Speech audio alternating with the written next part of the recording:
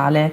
Oggi è un po' particolare perché, ironicamente, in questa lezione dovrò usare un'attrezzatura un po' obsoleta. Ho resuscitato un mio laptop un po' vecchiotto perché mi è morto l'hard disk. Oggi ve ne arriva uno nuovo, lo reinstallo, eccetera.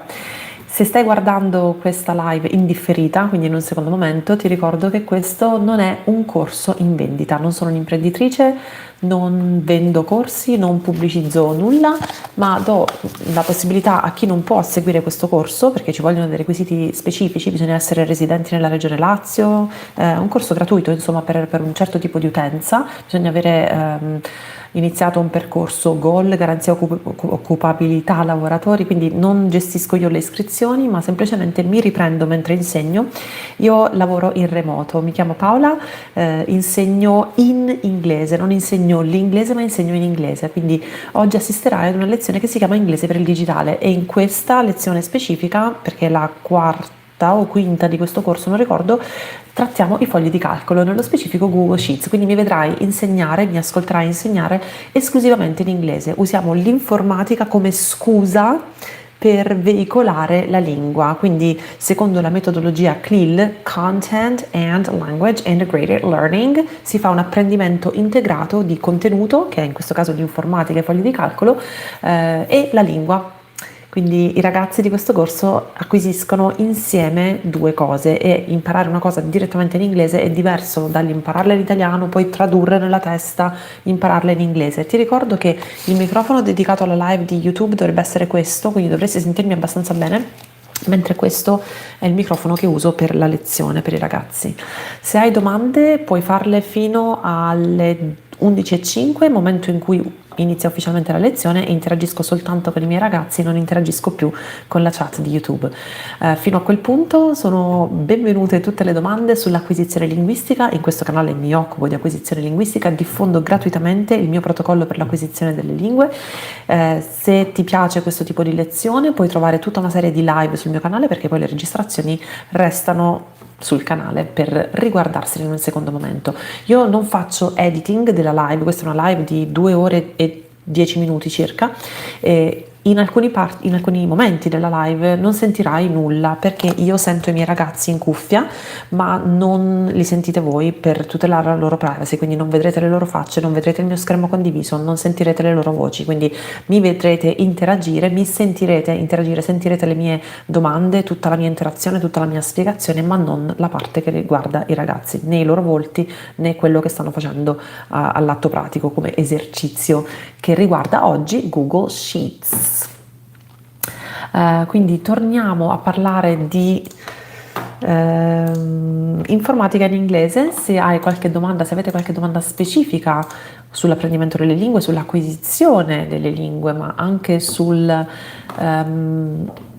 modo in cui si può apprendere una lingua in maniera diciamo non convenzionale, che è quello che ho fatto io. E stasera esce un video, quindi se non stai guardando questo video in diretta ma lo guardi in differita, sappi che stasera, cioè nello stesso giorno in cui questa live viene pubblicata, nello stesso giorno esce anche un video molto molto specifico che risponde ad una delle domande più gettonate sul mio canale. Ce ne sono diverse di domande gettonate, quando sai vedi quei commenti che fanno sempre la stessa domanda, non è perché siete ripetitivi ma perché è una curiosità comune. E stasera esce alle 7 il video sul discorso accento italiano. Parlo inglese, lo parlicchio, ma appena apro bocca subito mi dicono ah ma sei italiano, e questa cosa non è necessariamente una cosa negativa, però capisco il volersi togliere lo sfizio di suonare un po' più naturali. Per questo ho fatto un video di 10 minuti nel quale spiego 7 cose che si possono fare all'istante per migliorare immediatamente il proprio accento. E le spiego in questo video che uscirà stasera alle 19. Se stai guardando la live in differita puoi saltare al minuto circa 10 o 11 dove comincia la lezione vera e propria di oggi, altrimenti puoi rimanere a guardare fino a quel minuto, perché sicuramente rispondo anche a delle domande specifiche che stanno arrivando in chat e magari non ti vuoi perdere le mie risposte sull'acquisizione linguistica. Nel frattempo spero che si senta bene questo microfonino che vedete, mentre questo è quello che uso con i ragazzi su Zoom, quindi se vedete 2 microfoni è per questo motivo. Mi sto connettendo a Zoom, abbiamo ancora 8 minuti per interagire. Oltretutto abbiamo anche oggi spero che i ragazzi si siano ricordati, perché questa è una lezione di recupero,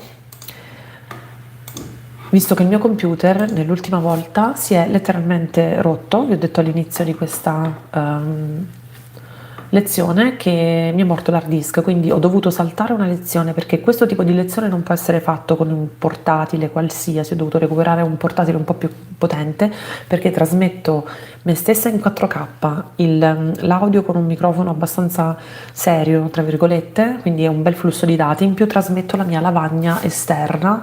In questo caso non trasmetterò la lavagna esterna, ma trasmetterò lo schermo condiviso, perché lavoriamo sui fogli di calcolo, e lavorare sui fogli di calcolo dall'iPad non ha tanto senso. Ci sono 34 persone intanto a guardare. Io mi occupo di acquisizione linguistica, se è la prima volta che mi vedi. Non vendo nulla, non vendo corsi, questa non è la pubblicità di un corso. Puoi assistere a questo corso gratuitamente come uditore da YouTube, ma non puoi interagire con i ragazzi del corso che sono ufficialmente iscritti al corso. Non mi occupo io delle iscrizioni, questo è un corso dedicato a persone che stanno facendo un percorso di reintroduzione al mondo del lavoro, si chiama GOL, quindi è un percorso gratuito per loro, nel quale forniamo formazione di alta qualità per introdursi o reintrodursi in aree specifiche del mondo del lavoro, e questo corso si chiama Inglese per il digitale. Mi vedrai, mi ascolterai insegnare interamente in inglese, non tradurrò mai. Ed è una metodologia che io sostengo da anni, il fatto di insegnare una materia in inglese, non insegnare la lingua come se fossero nozioni decontestualizzate, vocabolario decontestualizzato, ma insegnare qualcosa interamente in inglese, con aiuti visivi, con vocabolario specifico, adatto anche al livello dei ragazzi. Quindi spero ti possa piacere. Iscriviti a questo canale se mi vuoi sostenere. Questo è il mio lavoro, non sono una youtuber a tempo pieno, ma sicuramente mi incoraggia fare quello che faccio, se vedo anche una bella risposta a livello di sottoscrizione al canale.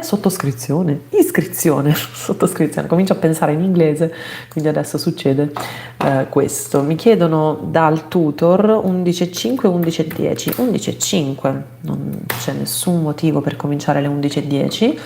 Diamo sempre ai ragazzi quei 5 minuti per connettersi, per testare il microfono, per guardare un attimo tutto l'equipaggiamento, attrezzarsi con i loro appunti. Dopodiché alle 11.05 cominciamo la lezione in inglese. Benvenuto a chi si sta connettendo, benvenuta a chi si sta connettendo adesso. Se avete domande, avete 5 minuti per farmi queste domande, perché alle 11.05 inizio la lezione con i ragazzi. Questa lezione si chiama Inglese per il digitale e ti ricordo che è interamente in inglese. Oggi trattiamo fogli di calcolo. Hello, hi everyone. Ok, allora iniziamo a preparare lo schermo condiviso, quindi mi apro una schermata di Google Sheets su un'altra tab e cominciamo a preparare il foglio che ci servirà per fare l'esercizio, perché oggi i ragazzi faranno degli esercizi specifici di Google Sheets, ma li faranno con me interamente in inglese. L'altra volta abbiamo provato a settare le impostazioni del drive di Google Sheets in inglese. Molti ragazzi non ci sono riusciti, ma non per colpa loro, perché purtroppo a causa del fatto che la cache della memoria continua a mantenere le impostazioni eccetera, ci sono diversi fattori per i quali potrebbero non esserci riusciti. Quindi oggi chiederò di nuovo se sono riuscita ad impostare tutto in inglese. Benvenuta a chi si sta collegando adesso. Insegnerò inglese per il digitale. Oggi l'argomento è fogli di calcolo. Fra 4 minuti inizio e non potrò più interagire con voi, ma ascolterete me come uditori. Ascolterete questa lezione come uditori. Benissimo, benissimo. Ti ricordo che se guardi questa lezione in differita troverai delle pause, nel senso che non mi metto a tagliare poi i momenti in cui parlo con i ragazzi, quindi io li sento in cuffia, voi non li sentirete ovviamente per la loro privacy. Benissimo, abbiamo già ci sono già 3 ragazzi collegati. Oggi forse sono un po' in ritardo, che di solito questo corso ha 5 persone o 6 iscritti, non ricordo se 6 o 7 iscritti. Ho diversi corsi paralleli. Ieri ho fatto AppSheet, sviluppo no code con la piattaforma di proprietà di Google che si chiama AppSheet, però l'ho insegnato in italiano, per questo non mi sono trasmessa. Non tutti i corsi che insegno sono in inglese, quelli che insegno in inglese li trasmetto anche su YouTube, proprio perché hanno a che fare con quello di cui mi occupo nel canale, cioè acquisizione linguistica, acquisire le lingue, non imparare, memorizzare. Why do you use Google Sheet instead of Excel? Because that's a good question. I'm so glad you asked. Because I want to start from a point where they can understand the difference between a cloud-based software and a local software where you have to install it. So now Excel, not Excel, but Excel lets you do that now. Excel is also cloud-based, but since we're going over a series of cloud-based softwares, it makes sense for them to start from Google Drive and then learn everything that's not Google-based, but cloud-based. So I chose that just because, not because it's easier for them, but because it's cloud-based and we're trying to give them a taste of what it looks like to have, hold on. Oh, okay. I'm sorry.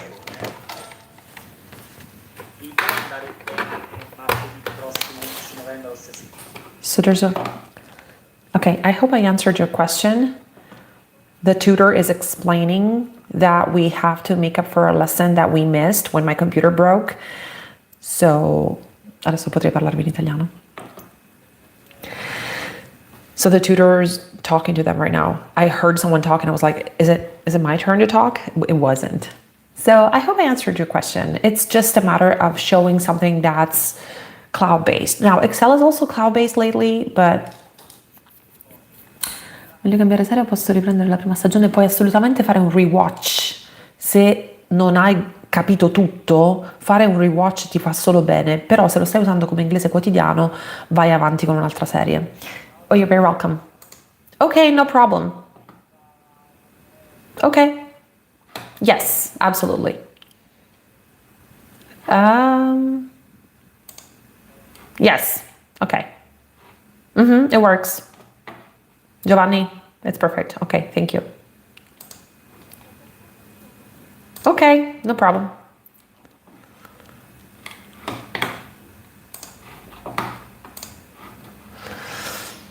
Ok, so I'm gonna start right now. Sto per cominciare, 30 secondi e inizio a interagire con i miei studenti. Quindi da questo momento in poi non posso più interagire con la chat di YouTube, ma sono contenta di potervi offrire questa lezione in modalità uditore o uditrice. Vi ricordo che non vendo corsi, questa non è una pubblicità, è semplicemente un modo per dare agli utenti di YouTube un assaggio di cosa significa acquisire una lingua e acquisire un argomento direttamente in inglese. A tra poco, facciamo pausa a mezzogiorno e in quei 10 minuti posso tornare a parlare con la chat.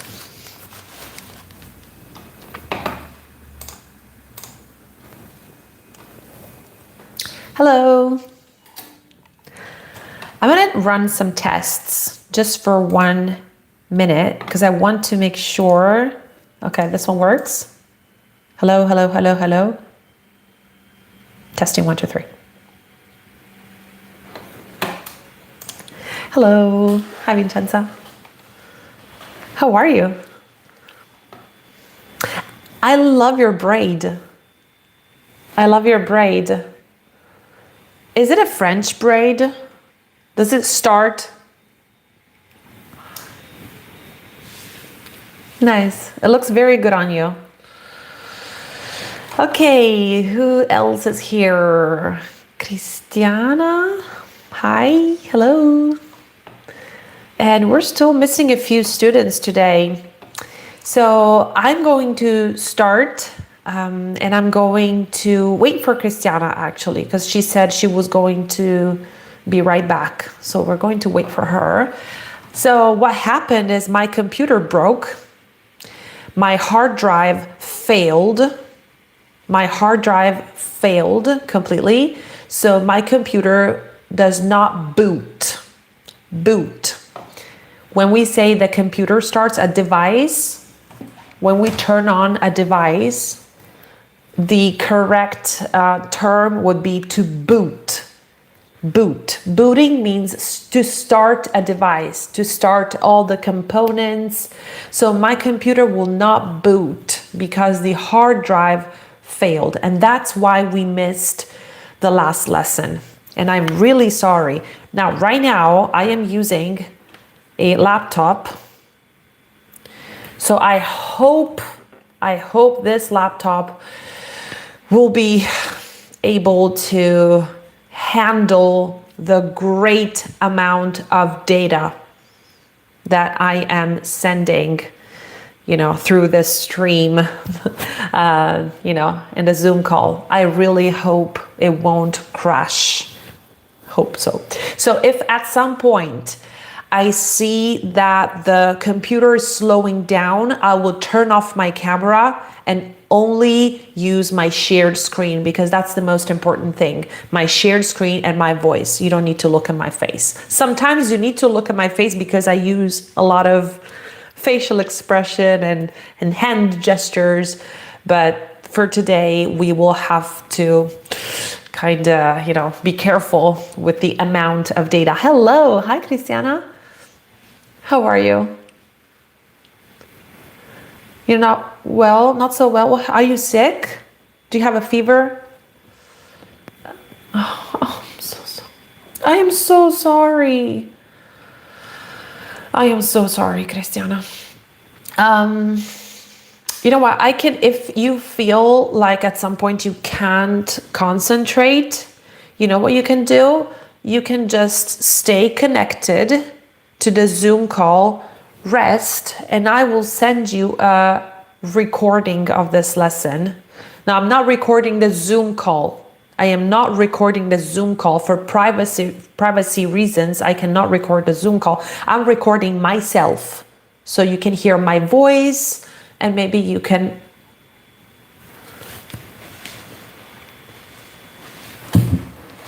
okay, just of course, no problem. Oh, sure, no problem at all. Okay, I'm going to start sharing my screen with you guys.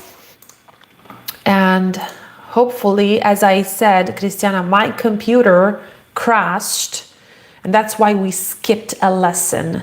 So today I am installing the new hard drive, but right now I'm using a laptop, and I hope it won't crash, because I hope it doesn't crash, because it's a tiny laptop. So let me start by sharing my dashboard in English. I did it. I did it. Now, important thing, this might also depend on the operating system's language. Because on this laptop, the dashboard is in English. On the computer, on the other laptop that has an operating system that's set to Italian, it's still in Italian. So it might have something to do with the operating system, with the way you have set your Windows preferences, if you're using Windows. So I didn't do anything. I just opened up my old laptop, logged into my Google Drive, went to my Sheets dashboard, and there it was in English. So it might have something to do with the computer itself. I'm not going to investigate. I'm just going to be thankful and happy that I have an English, the dashboard is set to English. So today, I don't know if Emanuele will be there or if anybody else is coming, but I want to be very specific with the type of exercise that we're doing. So I would like to start with a Google sheet. We are not going to start with a Google form, okay? We're starting with a Google sheet. And then we are creating a form that connects to the Google sheet that we have already created. So I'm going to start by clicking blank spreadsheet. It's so nice to have it in English. I'm so happy. Blank spreadsheet. Take your time.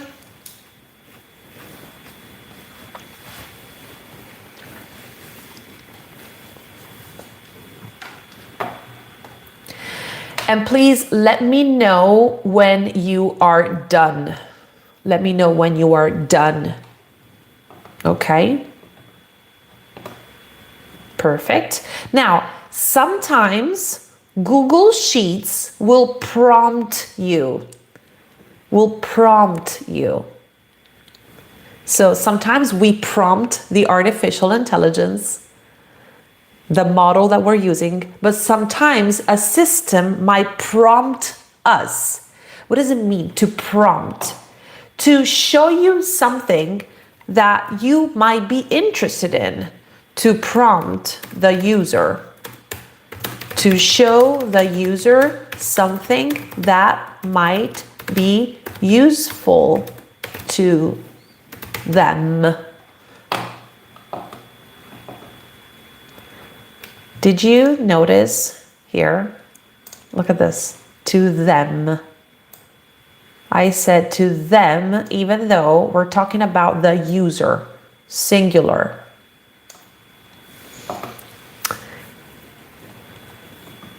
Yes. Because a user could be a male or a female. We don't know. We're talking about a hypothetical user.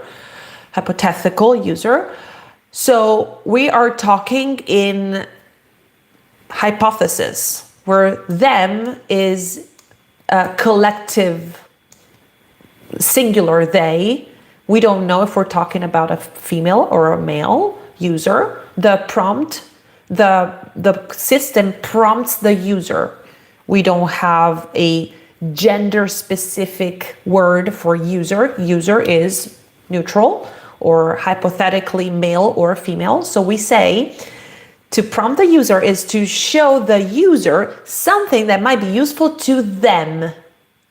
There's another way of saying this, and it could be to show the user something that might be useful to him or her. It's the same thing. It's just shorter. It's easier to say to them instead of saying to him or her. You can choose. Both forms are correct. Both forms are correct. So you can choose. So this is what I'm showing you today, how Google Sheet is prompting you with something that might be useful to you. Tables. It's showing you how to start with a pre-built table. This is something that Google Sheets thinks that you might want to take a look at. We're not interested in this today. If we have time for this, we will go over this feature maybe next time. So when we do not want to take a look at what it's showing us, what it's prompting us with, we just simply click the X to close. One click is enough. And as you can see, once you click off of it, you close that prompt, you gain a lot of space on your screen. There's a lot more room on your screen. If you're not interested in something, there is no reason for you to have it on the screen. So just close it and you will see that you have a lot more space. So today we are renaming our sheet to something that's very specific. We are going to rename it inserting check boxes. Inserting drop down menus. Inserting drop down menus. This is the name of our spreadsheet that will remind us what this spreadsheet is about.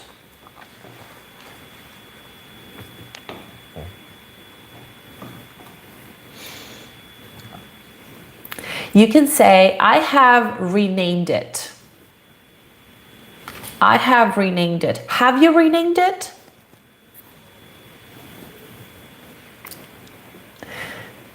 Okay, so yes, I have, or you can just say, I have.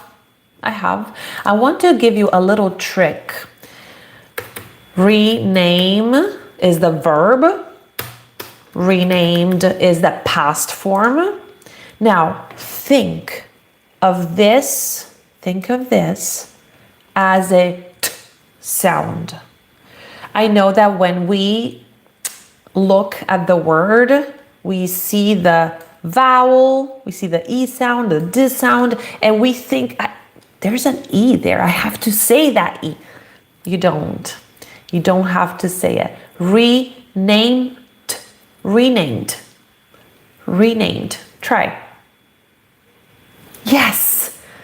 That's so more natural. That goes for almost all the verbs that you have to use in the past form.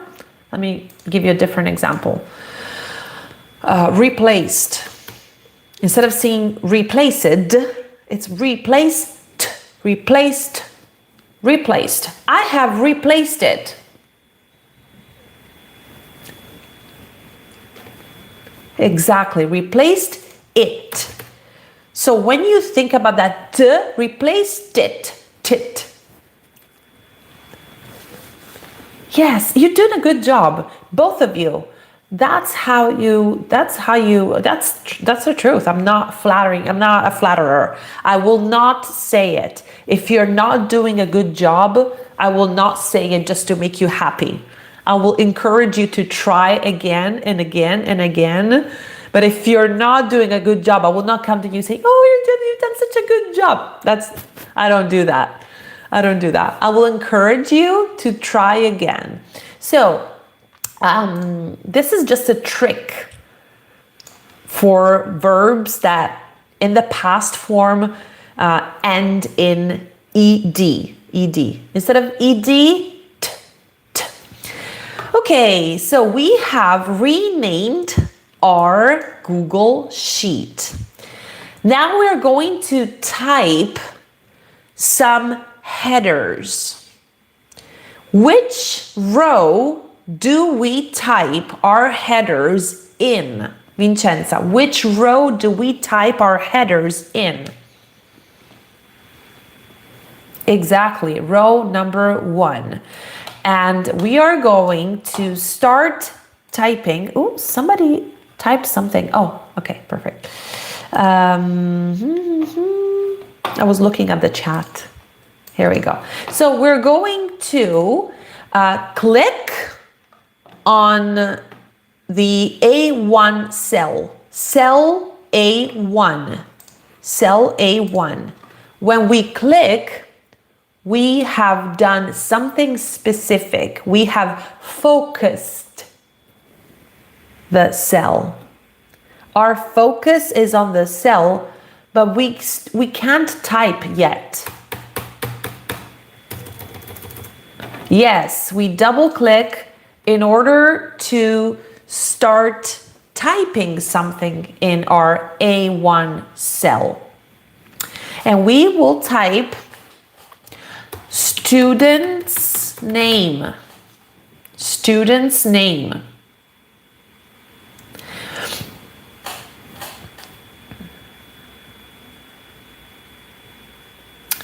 Student's name. Now, we are pretending, we are imagining to be teachers. And today we have to build a sheet that will keep track of the students' progress. We are teachers today, we're all teachers. Okay, Cristiana, what would you type in B1? What would you type in B1?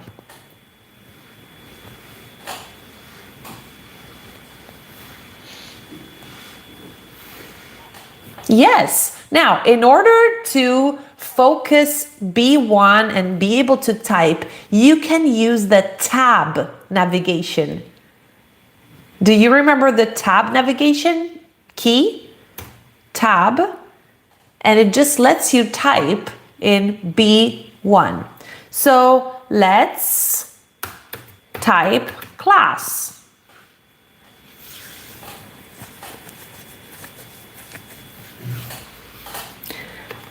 Perfect. Okay, let's hit the tab navigation key again and go to C1. Vincenza, what would you type in C1?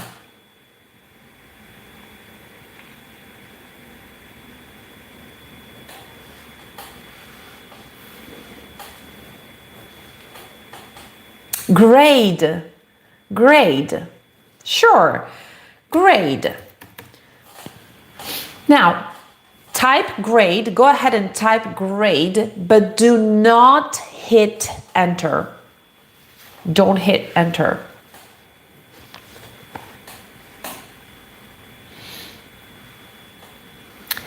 We want to track our students' progress. If they're getting better, if they're getting better grades, or if they're getting worse. So how about we type first semester's grade, so we can track first semester and second semester. So I'm going to type first semester. I'm going to just use a dot, like a period, to make semester short. First semester. Yes. And then we're doing the same in D1. We're doing second semester.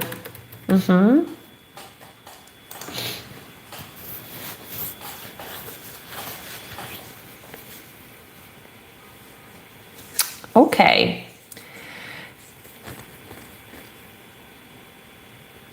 Now we want to insert.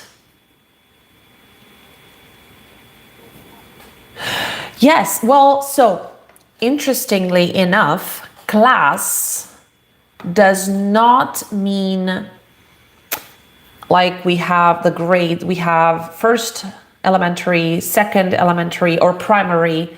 Class actually means the topic that is taught. So class is the subject.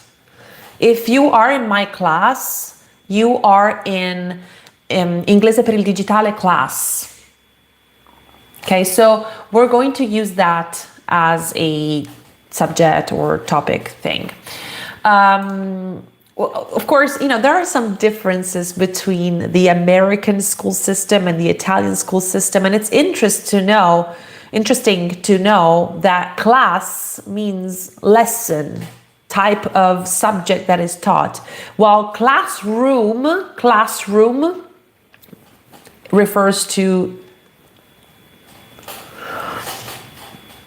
yes, very different. I don't know which one is better. They both have some pros and some cons, some good things and some bad things, but we're not getting into that right now. Now, I would like for you to double click or just hit the tab navigation to get to E1, where we will type progress chart. Progress chart.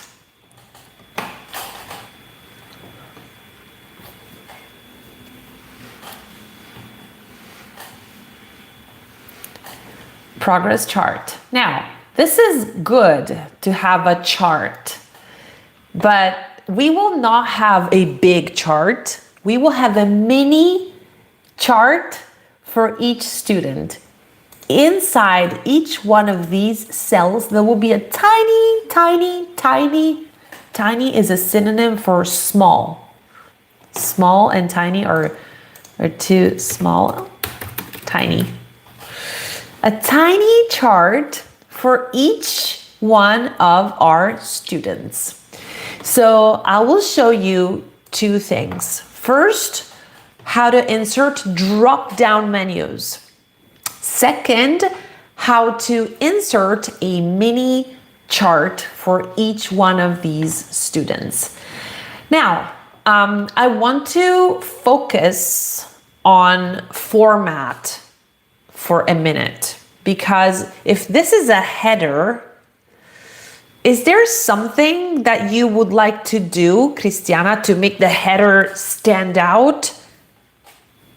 What would you do to make the header more visible, to make it stand out?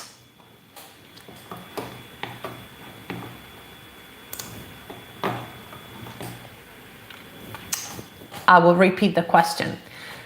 I will repeat the question and I will rephrase the question. If I type here, Mary, Julia, Connor, etc. And here I type English, etc. Ooh, sorry. Okay. See, this data and the header, they look the same. I want the header, this is the header. The first row is the header. It's the most, yes, the header is the part of the data that tells me what's in column A. What is in column A? The header says it's the student's name. Okay, what will I find in column B? Oh, the class. So the header is like the title. How do I make the title pop out, stand out, visibly more important, so that I look at the title and I'm like, oh yeah, that's the header. Can I change the color? Can I make it? Okay, so we're talking about format. We're going to format our header. What's the first thing you do to make it stand out?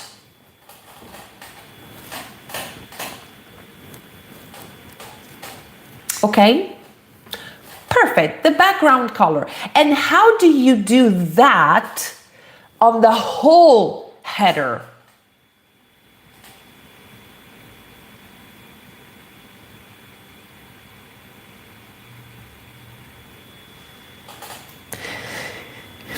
If you select cell A1 and you go and change the background color, it's only on cell A1, but I want to do it on the whole row. How do I highlight? Of course you can, always, Cristiana, you can always do that.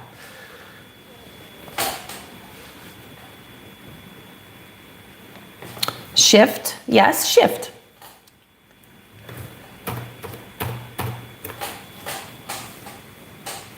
Perfect. Okay, so that's a good technique. That's a good technique. So you are pressing and holding shift, and then using the arrow key, right? The arrow key, this is the arrow key, this one, right? Okay, that's how you're doing it. Perfect. That's how you select the cells that you want to format. Sometimes I do that. Sometimes I am in a hurry and I don't want to click and click and click. What do I do? Guess, Vincenza, what do I do? Yes. I highlight the entire row. Now, this means that even these cells will be highlighted, and it doesn't look very good. But I don't care. It's not a problem for me. So go ahead and highlight the cells that you want to format. We're going to format the headers. Go ahead and use the number 1 row, or highlighting, shift, arrow key, do whatever you want. And then we will choose what to do.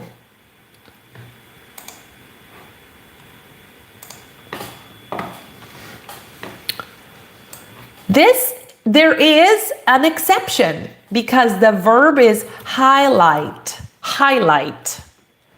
But the past form is highlighted.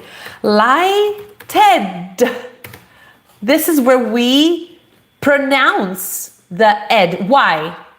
Why do we pronounce these? Exactly. So we're not going to say highlighted. That doesn't make any sense. It sounds bad. So we're going to say, have you highlighted your cells? Yes, I have, or I have highlighted. Perfect. Okay, well done. So I have highlighted the entire row, and the first thing I'm going to do, this is just my preference. The first thing I'm doing is set the font to bold. That's what I like. I really like that. So I'm going to set the font to bold.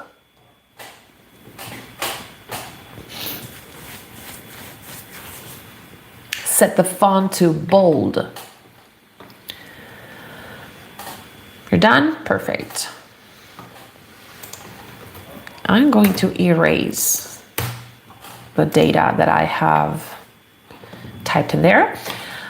The second thing I'm going to do, usually, is set a background color. Now, I am very bad with colors.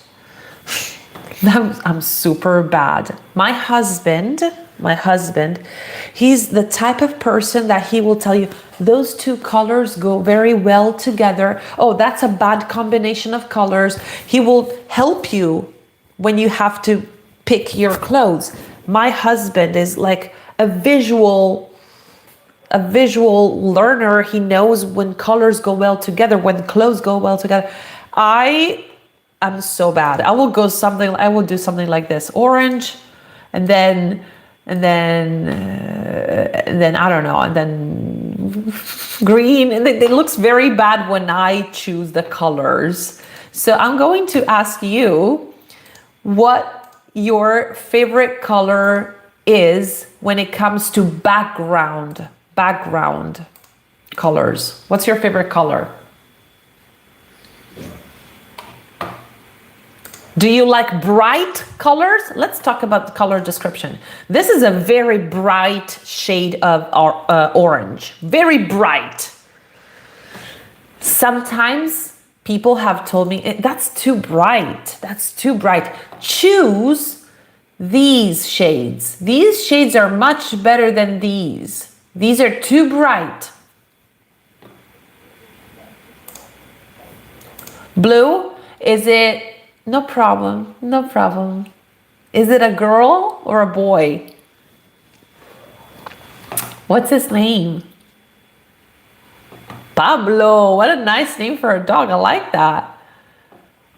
Oh, I see. They have an attitude, right?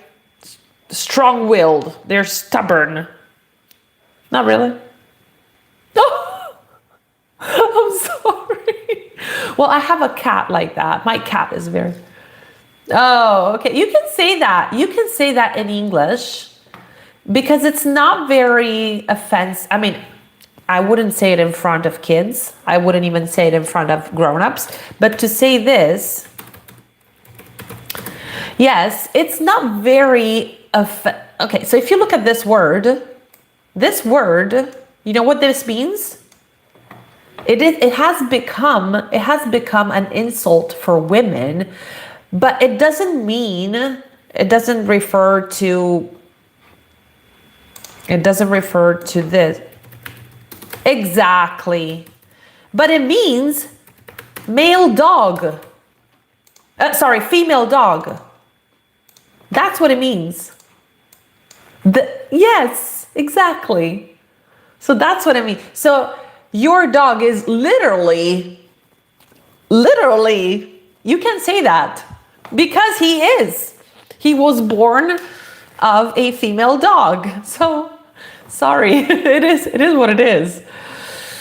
Okay, so, sorry, I digress. I talk about all kinds of things.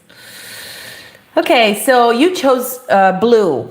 Can I ask you if you chose a light shade of blue or a dark shade of blue?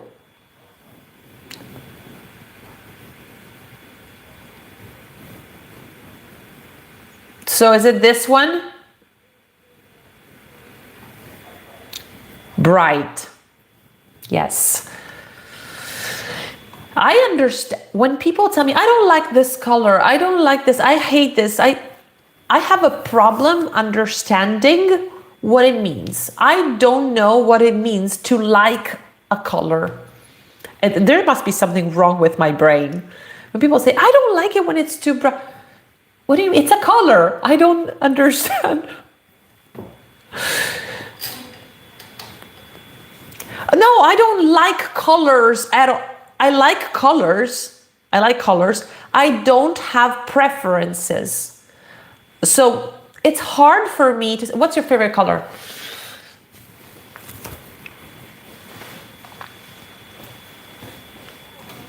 Oh, I see. I see. There's also a fashion trend within the gym community. People who go to the gym in very bright outfits. Have you? Super bright. It's like, okay, I see you. I know that you're there. No, me neither. But I live close to where a gym is, and I see people going to the gym, and they're like traffic lights, or I don't know. They look very bright. But listen, you said something very interesting, Christiana, and I want to interject because you said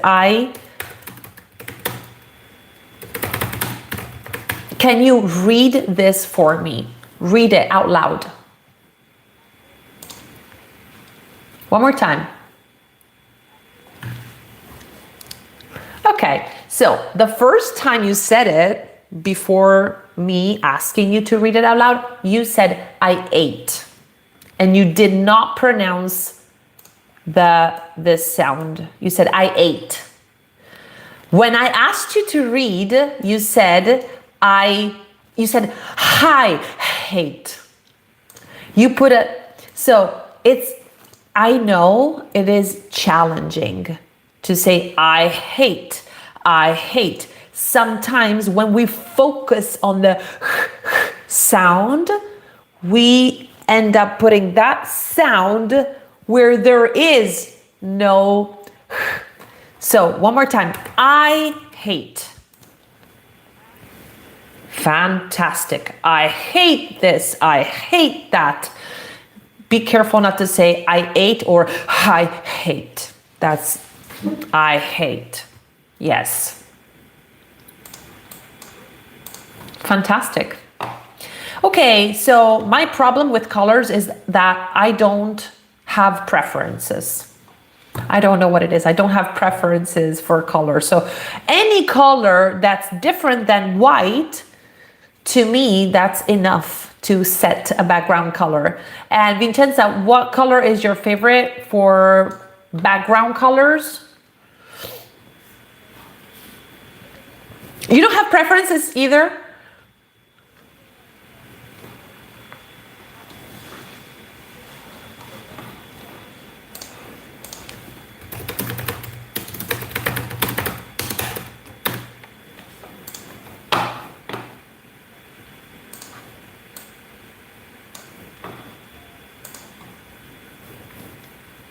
Very well said.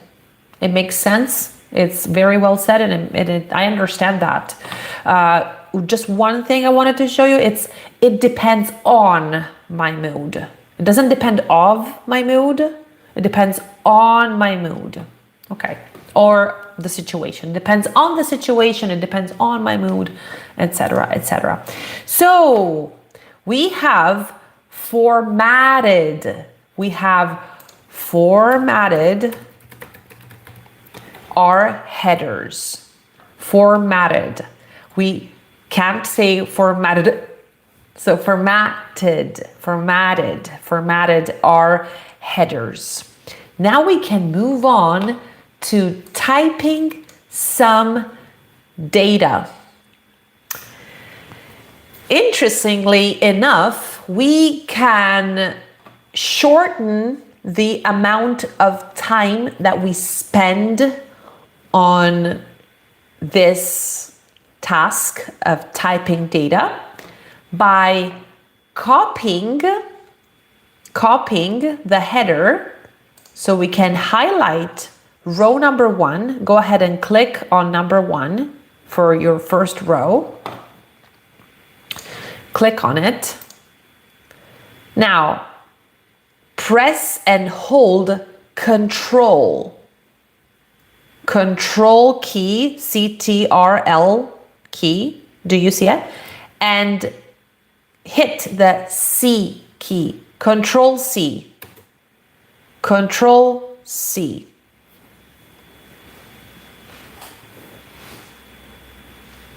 You have successfully copied your header. Now go ahead and click on the plus sign to open a new browser tab, and choose a model of your choice. I'm going to ChatGPT.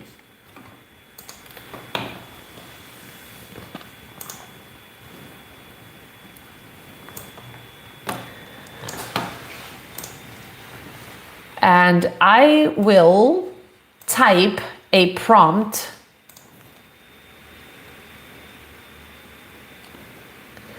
I didn't catch that. Can you repeat the last thing you said?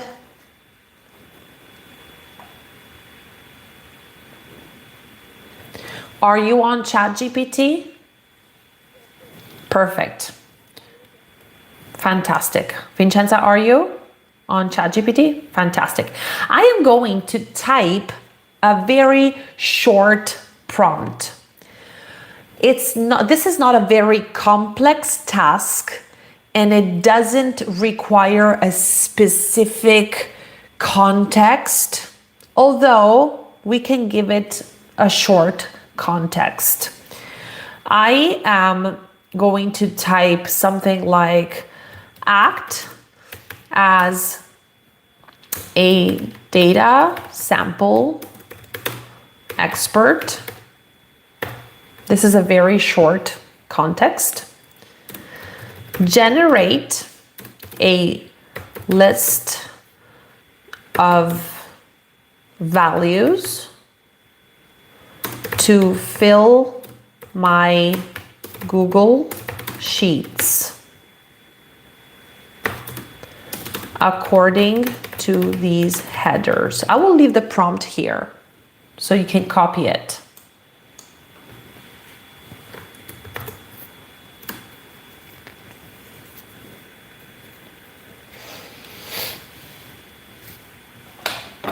Sorry, my Google Sheet.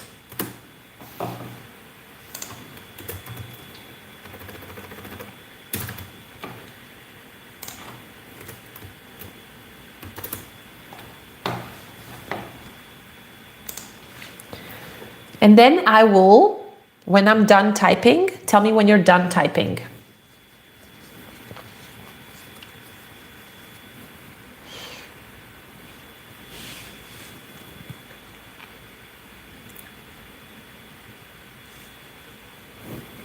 Are you done, Vincenza, as well?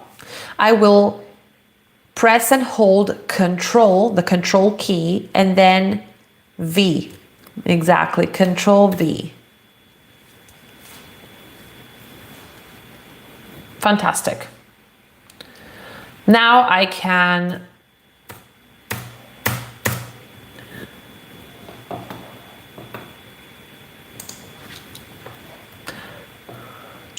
semicolon.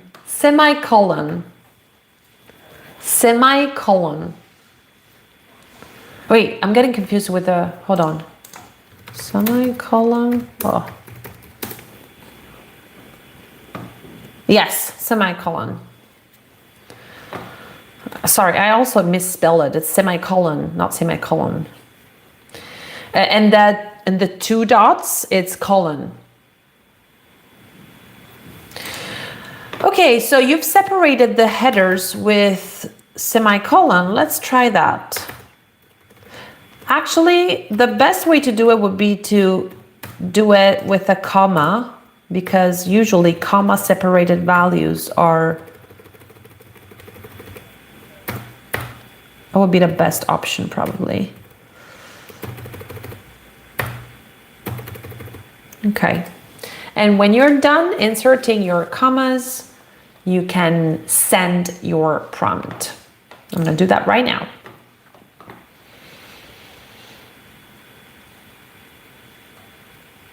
So it gave you class as first A, so it kinda, it's okay. We don't have the subject name, but that's okay.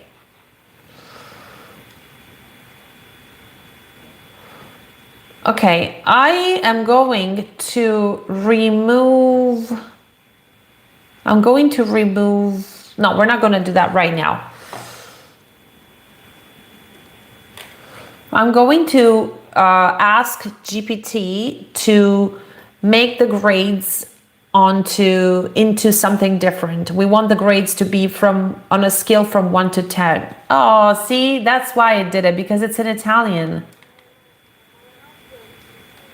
Yeah. But does it look the same?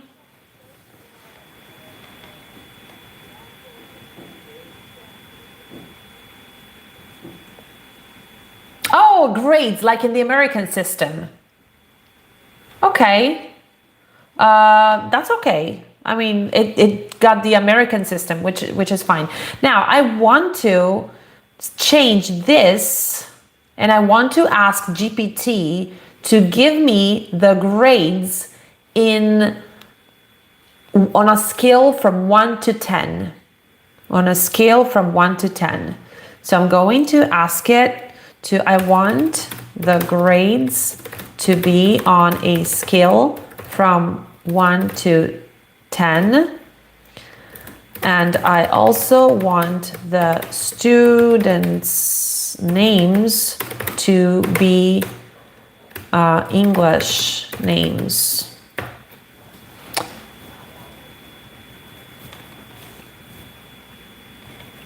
Yeah, as you know, GPT has a temperature level. It is, deterministic. It will generate something according to what it thinks, because it doesn't think that you want. It gave me Italian names. Okay, perfect. How about the grades? What were your grades? Were they on a scale from 1 to 100, or were they already on a scale from 1 to 10? The grades that it gave you, the first semester, second semester?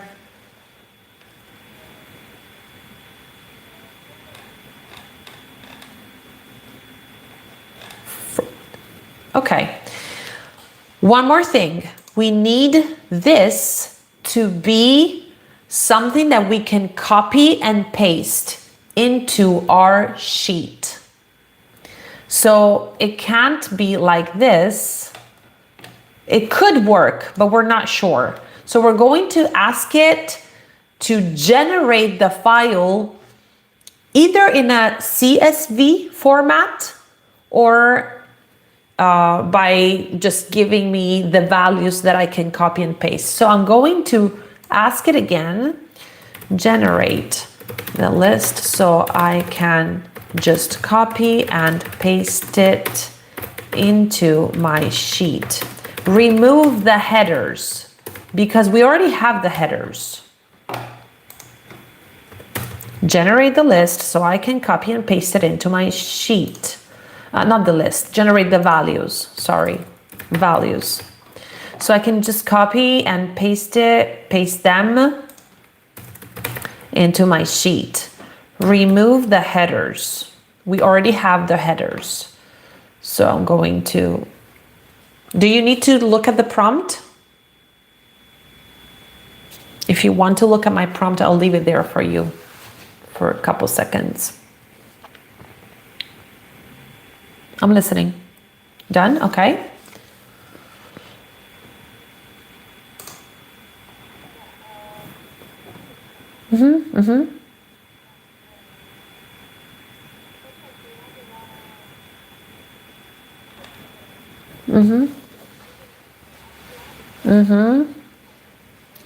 First grade, second grade, okay. Yes, and that's, look, you need to ask it to, I want the grades to be on a scale from 1 to 10. This is what you want.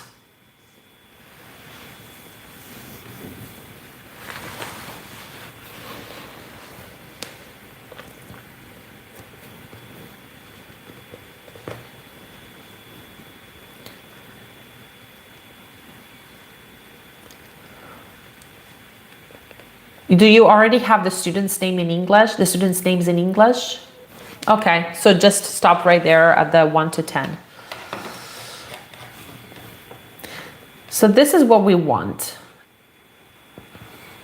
Something like this, where it gives you something that you can just copy. Oh. No?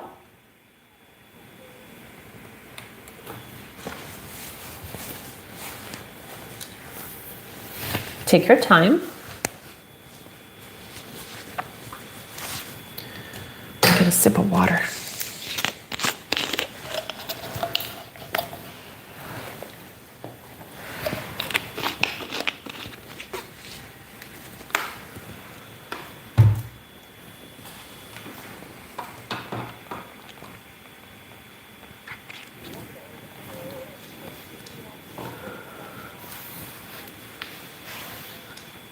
Good. And do you have something that looks like this, where you can just copy the code?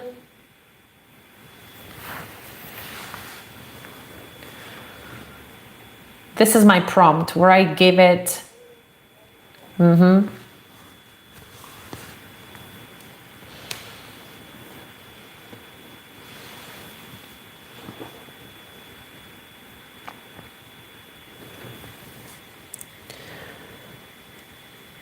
In the meantime, I wanted to ask Vincenza, have you already copied and pasted your values?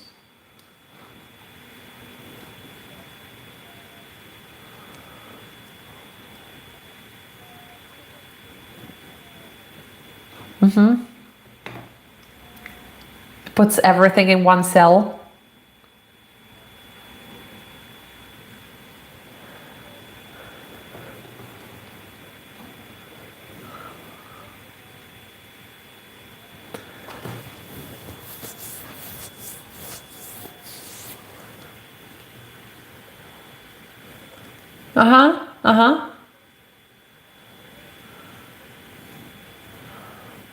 We are going to try and fix that. We're going to try and fix it.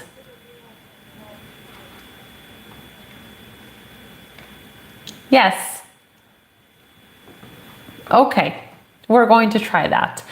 Christiana, you can't find the copy code? Okay. I will share my conversation with you, so you can open this conversation and copy the code from my conversation. It's taking a long time. Oh goodness. Loading, loading, loading, loading. It's taking a really long time. Oh man. I think I've broken ChatGPT. No, I haven't. There's definitely a problem. There's something going on.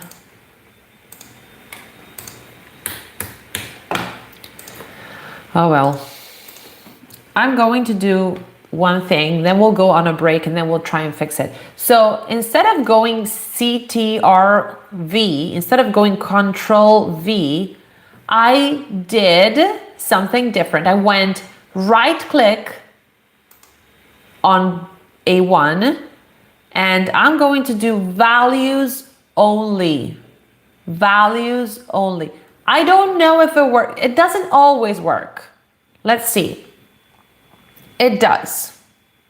So if you do values only, it should put everything where it needs to be. I am going to share my sheet with you, Cristiana, so that you can copy from this sheet. Can I have your email address? Actually, I don't need it. I don't need it. Don't worry. I will just do anyone with the link. I'll copy the link and I'll paste it into our chat. Very welcome.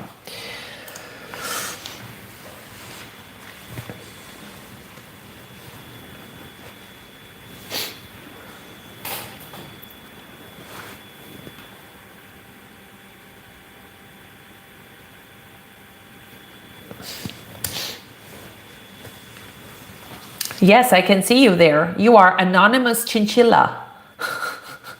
That's what Google does. It gives you a nickname. Yes, you copy the entire, select, copy, and then paste it onto your sheet.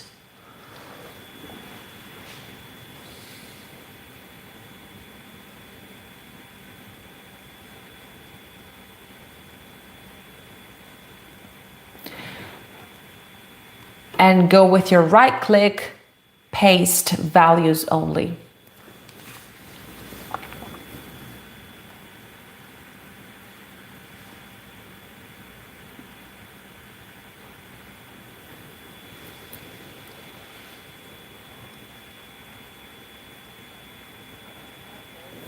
Did it work?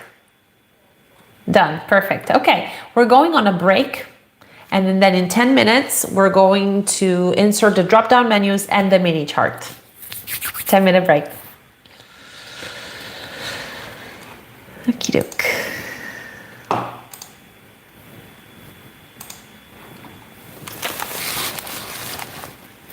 Hello, come sta andando?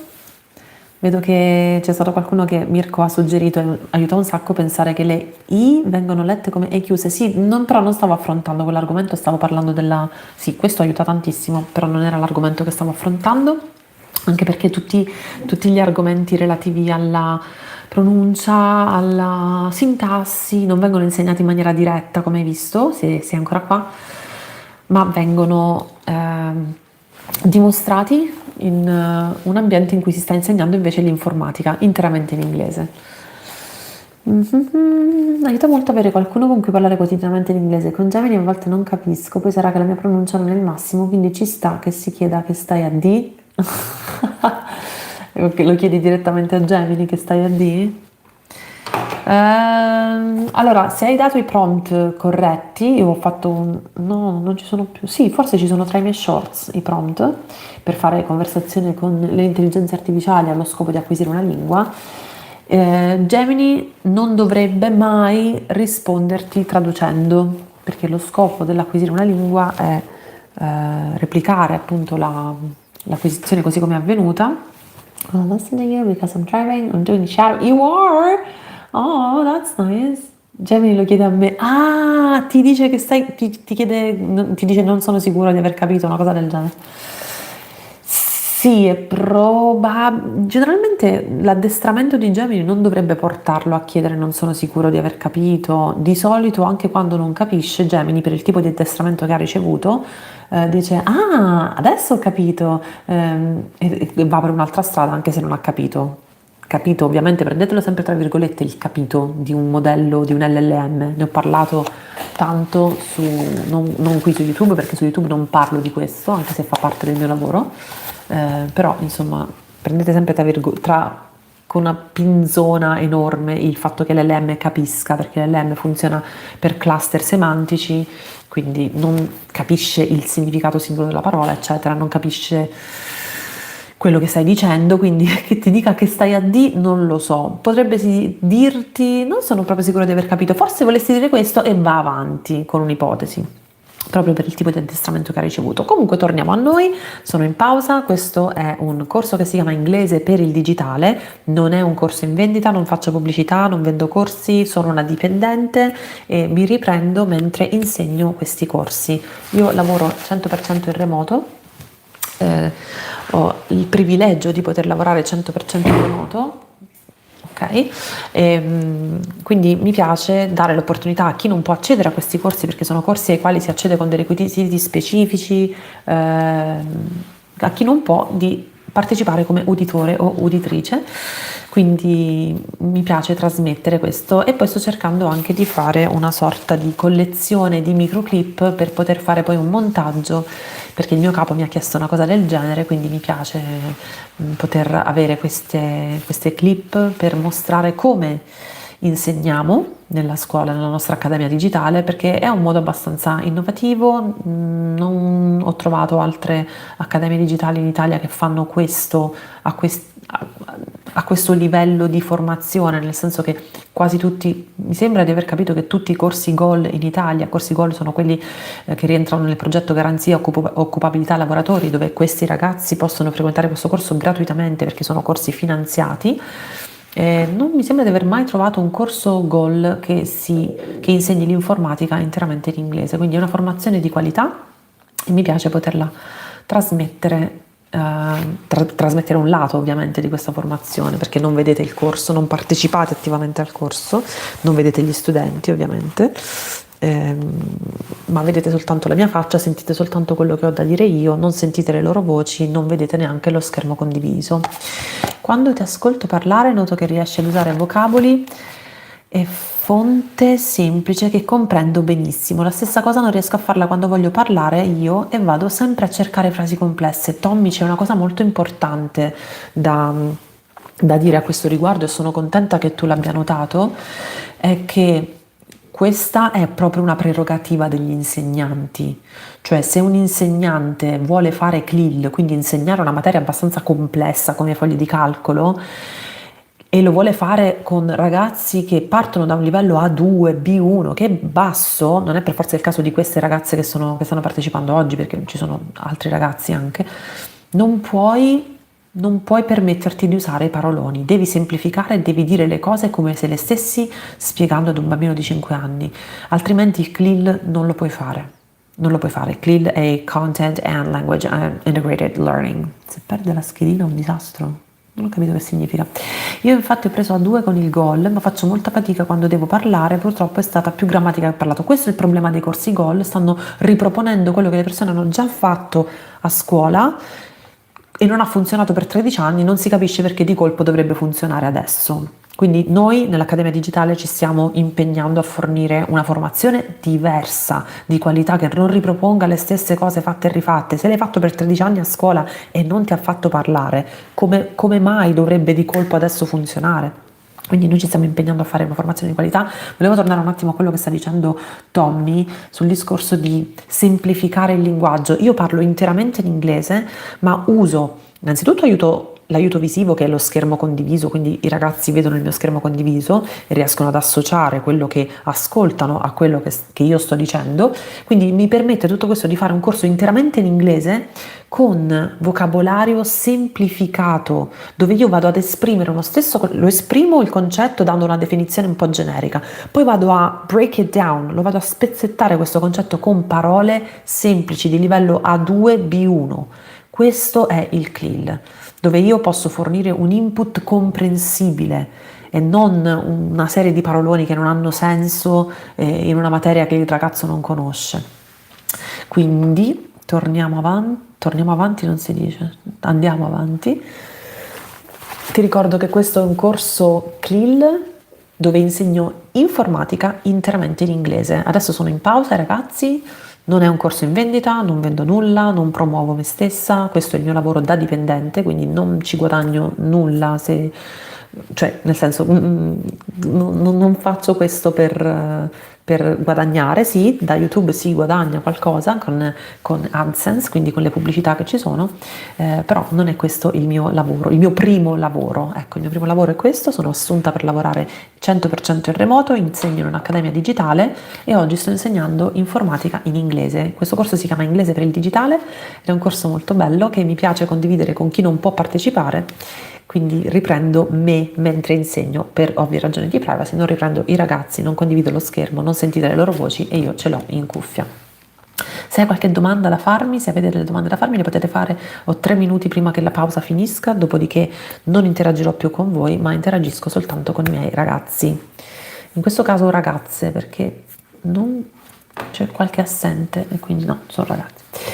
Perché io non riesco ad applicarlo nella vita reale? Tommy, questa è una tecnica che si impara, è proprio una tecnica di insegnamento che si impara con tanta pratica. Il semplificare, hai un concetto in mente, se lo devi insegnare interamente in inglese a ragazzi che hanno il livello A2, devi fare pratica. Una cosa che potresti fare è prendere un'idea, descriverla e adesso immaginare di spiegarla ad un bambino di 5 anni. Per esempio, what's a thermostat? What's a thermostat? Come lo spieghi cos'è un termostato ad un bambino? Senza usare parole che il bambino non capisca. Usare una parola comune. It is something that helps you make the room colder or warmer.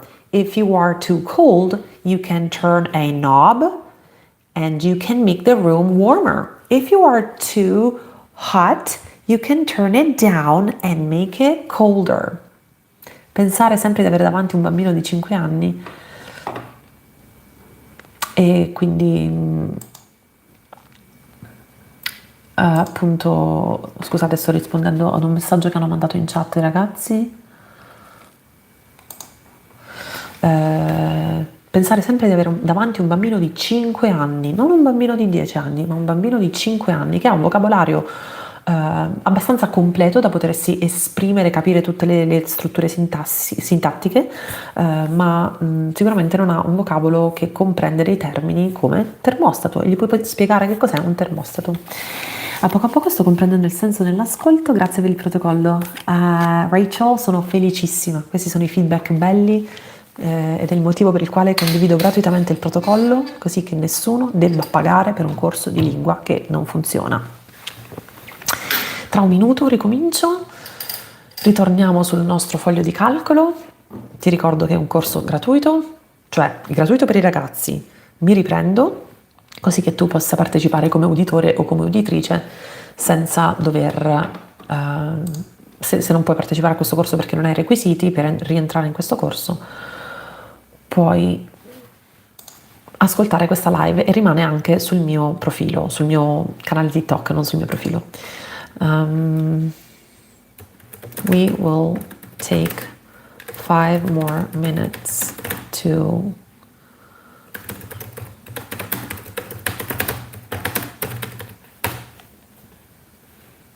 ok, allora, c'è una ragazza che non sta tanto bene, mi ha detto che ha bisogno di altri 5 minuti, quindi ho detto che facciamo altri 5 minuti di pausa per accomodare i suoi bisogni, perché anche se non sta benissimo ci sta impegnando a partecipare alla lezione, quindi voglio assolutamente venirle incontro.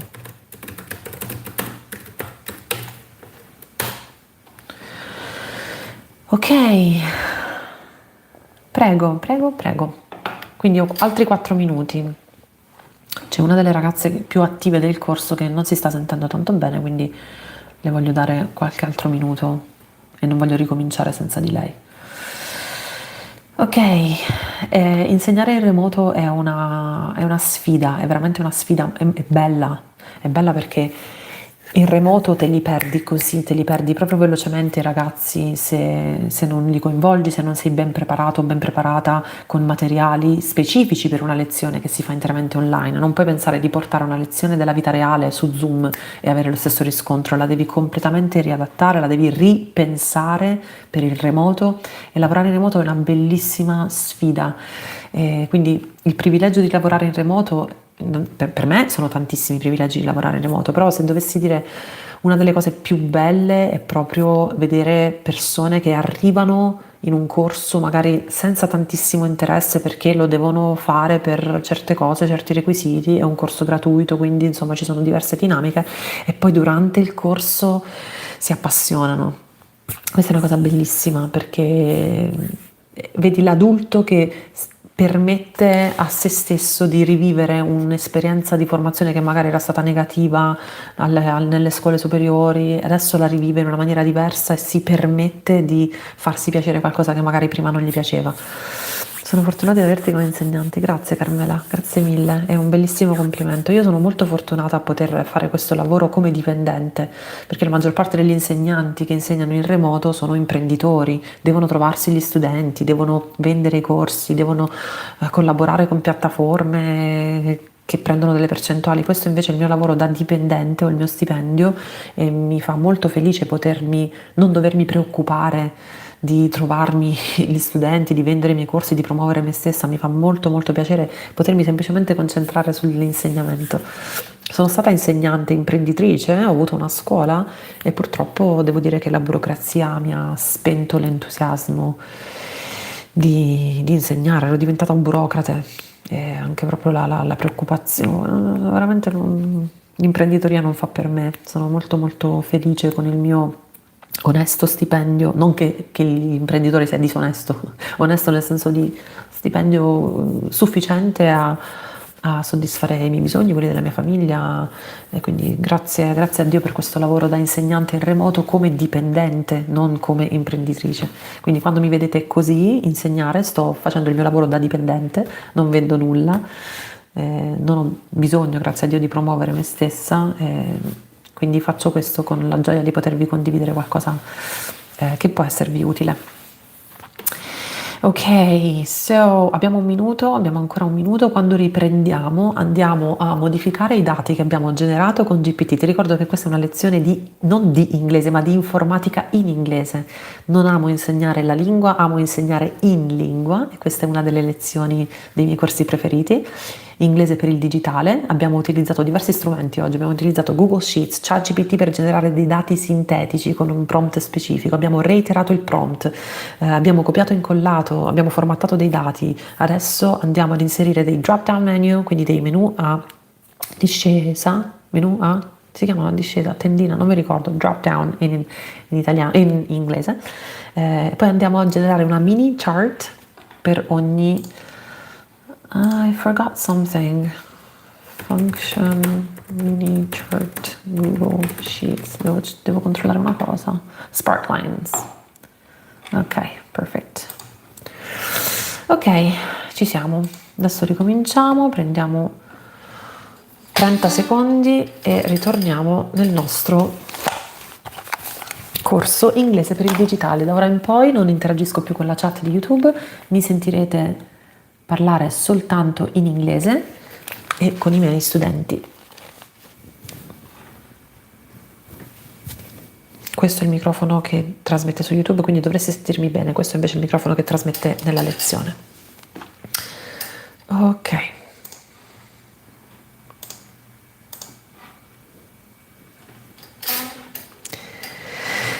Hello, we're back. We are back. Hello. I'm so sorry for her. She's having a hard time. We will start, and if she joins us later, then I will do a recap of what we did. Okay? I'm gonna start sharing my screen again. So we are back on our Google Sheet. I'm going to do a very quick recap of all the things we did so far in our first hour, and I'm going to type them out. So we have created a new sheet. We have renamed our sheet. We have created headers. We have formatted our headers. We have prompted ChatGPT to generate data for us. Sorry, I need to make this into a better list. I don't know why I have chosen this color. I'm going to change it to black. We have pasted the generated data into our sheet. So this is more or less what we have done so far. So I am going to turn this there. I hate working on old computers that I've forgotten how to use. I want to make this black. Is there any chance I can make this black? No. Okay. Anyways, this is what we have done so far. This is what we have done so far. So far means up until this point. What we have done so far. So far. Oh, Christiana, baby, I'm sorry. I'm sorry. Okay, no problem. No problem. No problem at all. Look, Christiana, I just want to show you that I have made a list of all the things that we have done so far. I'm going to read it for you. Okay, we have created a new sheet. We have renamed our sheet. We have created headers. We have formatted our headers. We have prompted ChatGPT to generate data for us. And we have pasted the generated data into our sheet. I am going to put this into the chat so that in case you want to review everything, oh there, I made it black. In case you want to review it, it's right here for you to take a look at. Here we go. A list of all the things we have done so far. Now, I want you to do something that might seem strange, but I want you to trust me. Trust me. So I am going to ask you to highlight or select the E column starting at E2, starting here. Press and hold Shift and use the down arrow key to highlight all the values in the E column.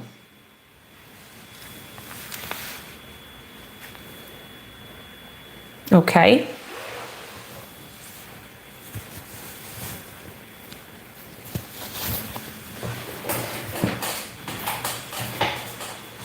Perfect. Now, I want you to hit the backspace. This is the backspace.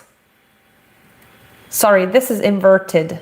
This is mirrored, but the backspace is right above the enter key, the backspace. Hit the backspace to erase the data.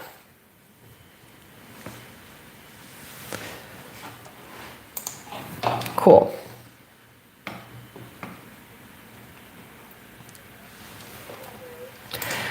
Now I want you to highlight a range. That was a range. E2 to E21, that was a range. We're going to highlight or select a bigger range. Starting at C2, I want you to highlight by using the Shift key and the right arrow key. And then if you keep pressing the Shift key, you can use the down arrow key to to select the range that starts at C2 and ends at D21. C2, D21. That's our range. C2, D21. Do not erase the data. Do not erase the data. We're going to insert drop-down menus for this data, for the data set. Question, have you selected the C2 D21 range? Fantastic. Now, look at my pointer, laser pointer, select insert. And then scroll all the way down to drop down. Drop down.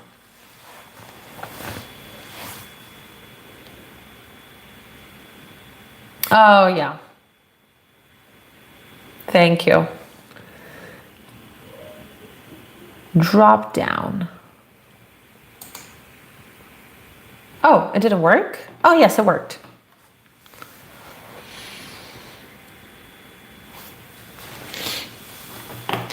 As soon as you do that, as soon as you select the drop-down menu, you will see a configuration window or panel on the right that says data validation rules, data validation rules, or you might have it in Italian.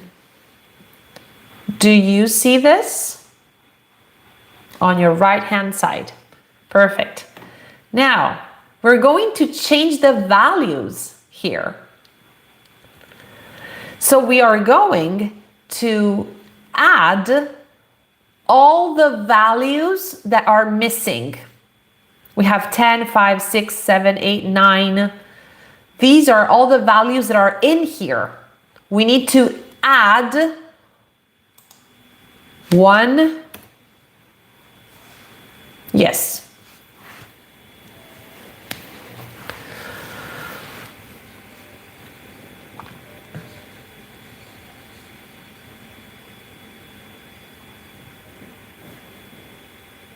Oh, really? 7.5?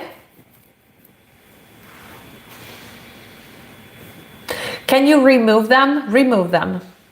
Just remove them and adjust the values to be whole numbers. That's an interesting thing. Whole numbers. Whole numbers don't have a 0.5, 0.6. A whole number is just 7, 8, 9. Remove that and adjust the values. So we have 10, 5, 6, 8, 7, 8, 9, 1. I need to add another item. I will add 2. I will add 3. 10, 5, 6. So I have 1, 2, 3. I'm missing 4. 4. 1, 2, 3, 4. 5, 6, 7, 8, 9, 10. Okay. Once you have added everything, do not click done. Don't click done.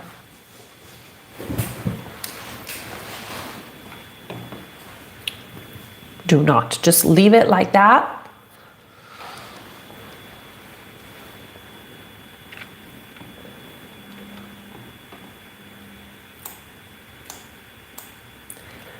Have you added all the values?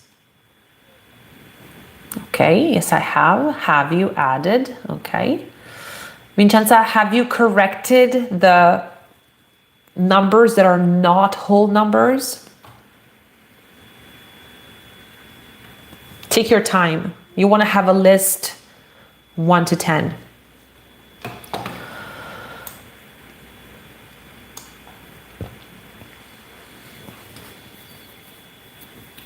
There's something wrong.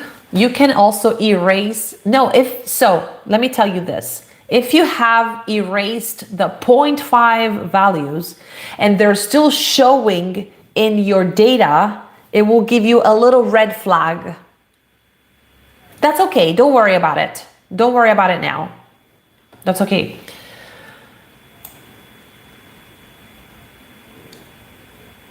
Okay, so take your time. Yes.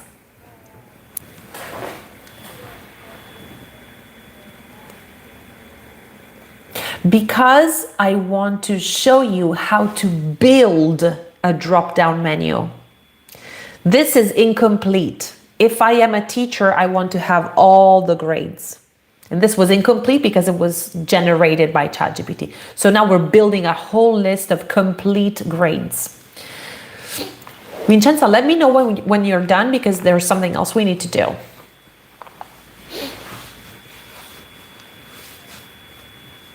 Okay, now we want to reorder the values. As you can see, I have 10, 5, 6, 7, it's all messed up.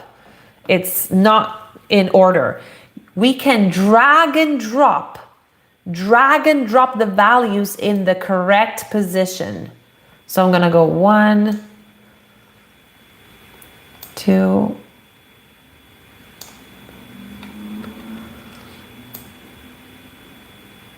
dragging and dropping. Dragging and dropping. 1, 2, 3, 4. What have I done? I think I made it worse. Okay. 3, 4.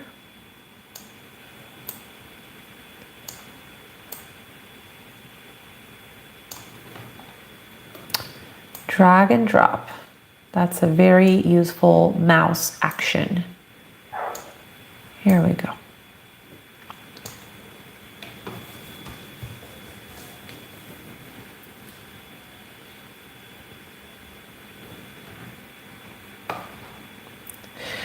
I'm going to turn off my video because I think my computer is slowing down because I couldn't hear you. Can you repeat your question?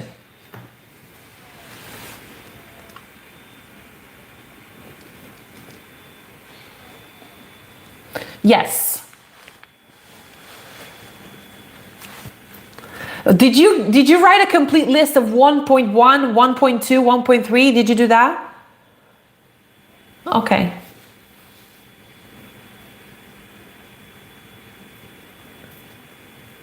Mm-hmm.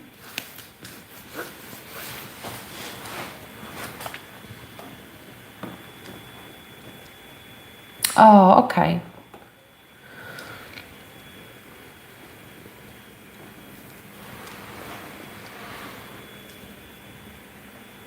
I understand. So when we want to, yes, just whole numbers. That's just a simulation because we don't want to get into other things today. But maybe if we have time, we can try working with other types of numbers. Today we're working with whole numbers. Whole numbers. Just give me a second. I just want to type this out. Just what we're typing today, okay? We're working with this. Okay, I'm gonna turn on my camera again. Hopefully it will be okay. All right, one last thing that I want you to do is I want you to assign a color to the numbers, the grades that are bad grades. Like for 1 to 5, we want red. For 1 to 5, we're going to assign the color red.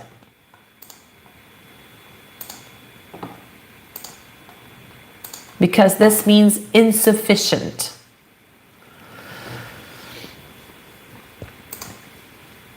For 6, we're going to assign yellow. And for 7 through 10, we're going to assign green. That means good grades.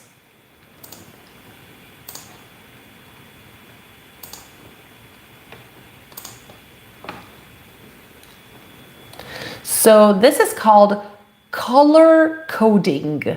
Color coding your data. Your data will be color coded. Once you are down, once you are done, I'm so tired.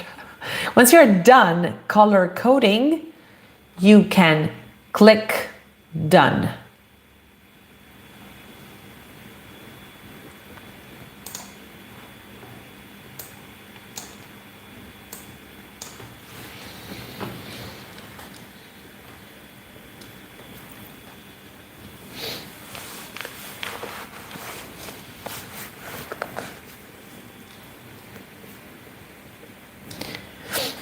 I'm waiting for you to tell me when you are done and if you are done.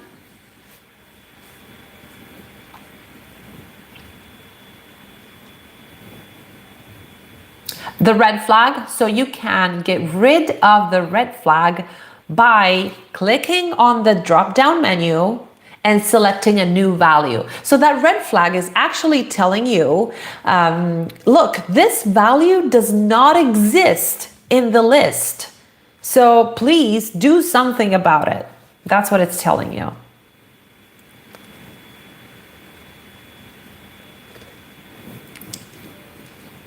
Yes, fantastic. Just take your time, finish your color coding task.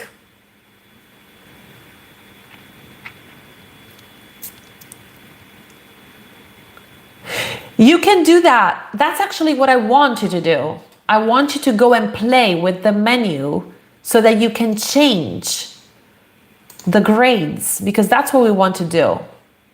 We want to simulate a situation where we have to assign the grades. So do that. Absolutely, go ahead and do that.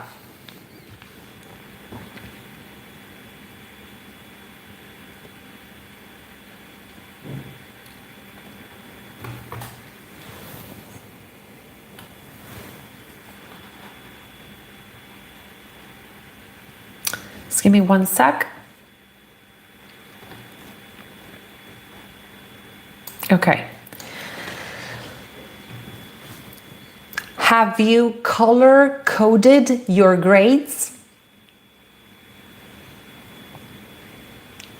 Have you color coded your grades? Almost. Okay, take your time. Mine too. Mine too. Everything is so slow, but mine is a laptop, so it's not supposed to be doing this. Poor thing.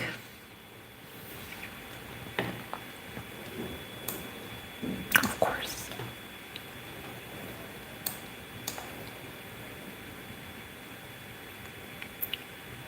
Yes. Sure.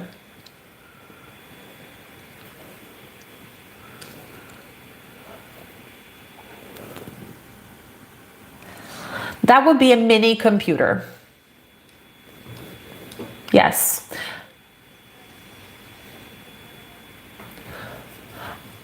Actually, a computer is a definition for any machine that computes data for you. So a computer is a laptop that I'm using right now, or a desktop. This is a desktop computer, or a mini computer.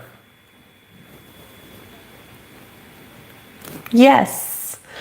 Are you, do you like that mini computer? Does it have a good performance as it, as far as speed?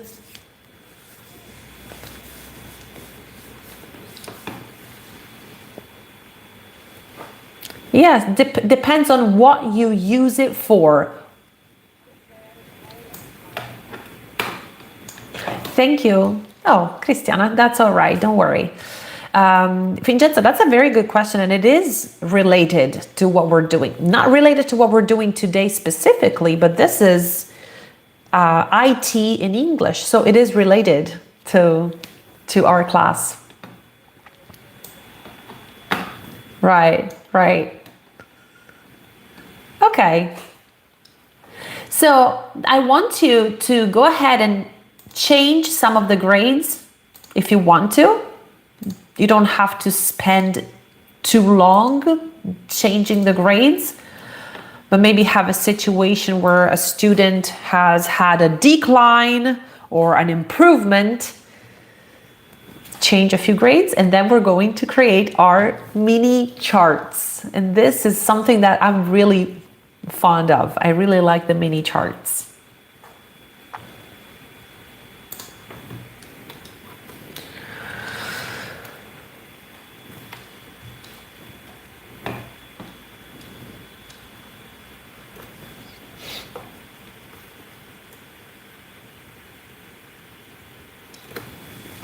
When you are done changing some of the grades, you don't have to change all the grades.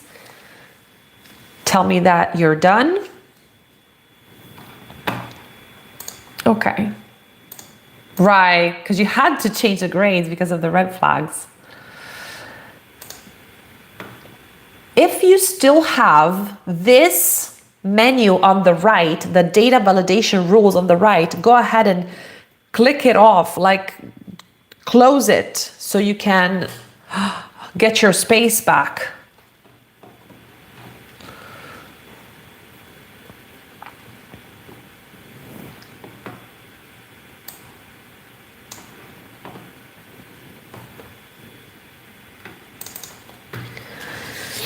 Tell me when you're done. Perfect. I want you to double click on E2. E2. Double click on E2. We're going to type a formula, actually not a formula, but a function. A very useful Google Sheets function. I am going to type it for you and you can just copy it. Every function starts with an equal sign. This is an equal sign. The function name is SPARKLINE. SPARKLINE.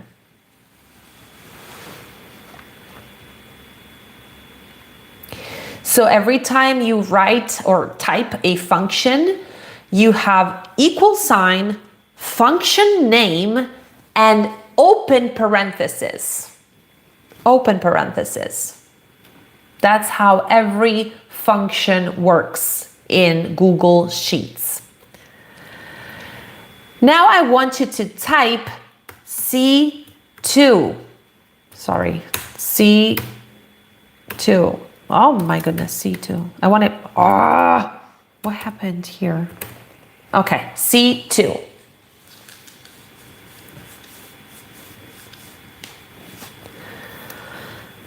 Now we're going to type colon.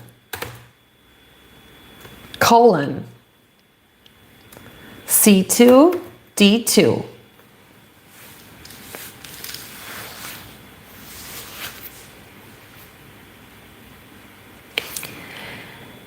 You close the parenthesis, and hit enter. And you have a mini chart that shows the progress. Now, you want to drag and drop that blue handle. This is called a handle. A handle is something that you use to grab, like for example, a door. You grab the door handle and you open the door. This blue dot is called a handle. You grab it, drag and drop it all the way down. Oh man. Drag and drop it all the way down, and you will have all the spark lines perfectly adjusted to each student's progress.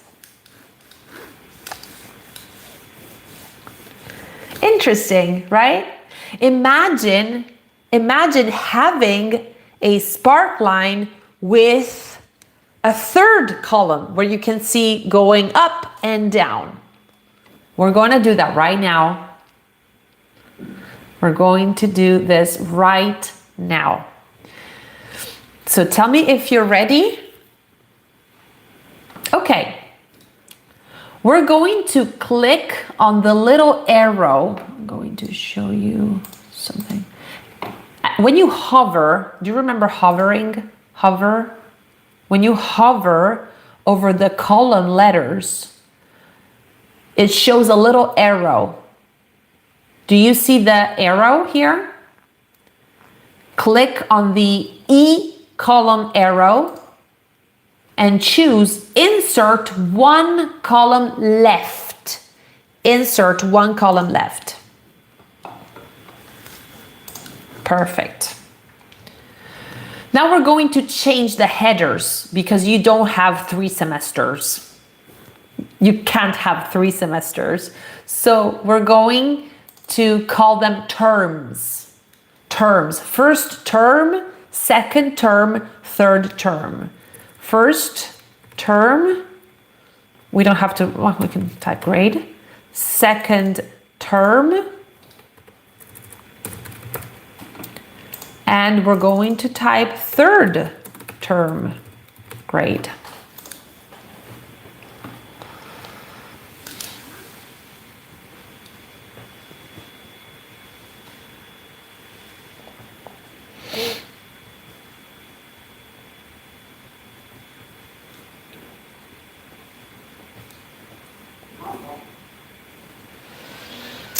Okay, now we need our drop-down menu in the E column.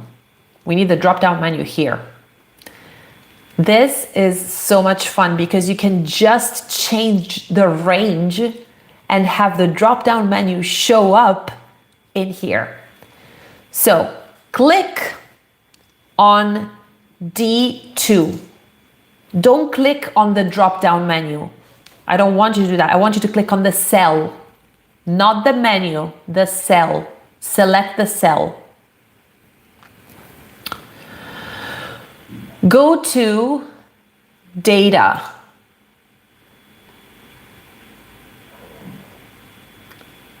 And scroll down to data validation.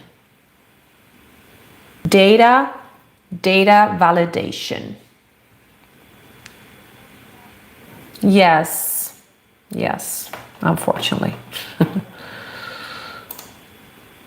Oh, hello. Hi, baby. Hello. So, hi. Hi, baby. Hi. How are you? That's good. Okay, so we click on data validation. Look. Instead of C2 D21, we want the range to be C2 E21. We're going to change the range. So we're going to click and change the range here. E21.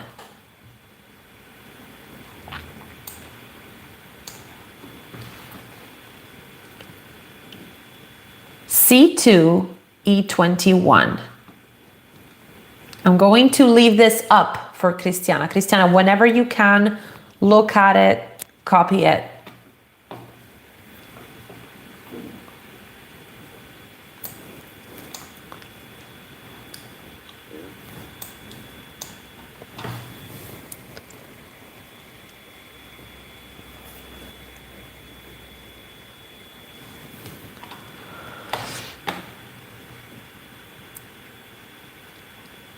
See, it's telling you this is the range I am going to apply this to. The range, C2 E21.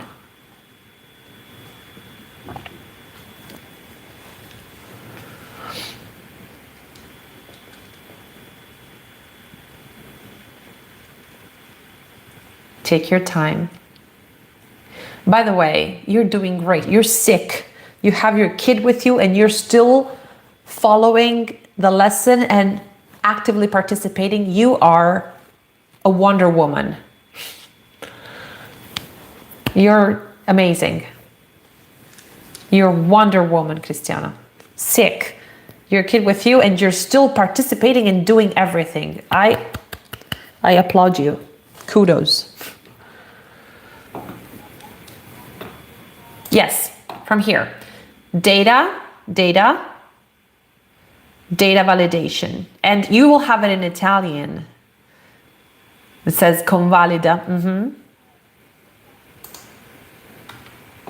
Then you click here and you change the range. And it has to say E21. Then you click done. And there, Now you can assign some grades to your students.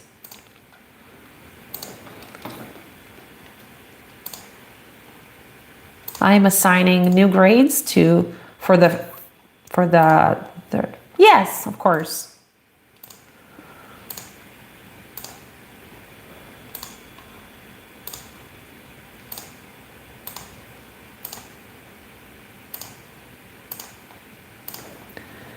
I'm still assigning grades to my students.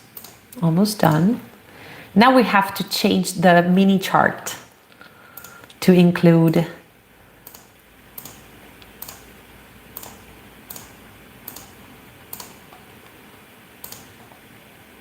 okay.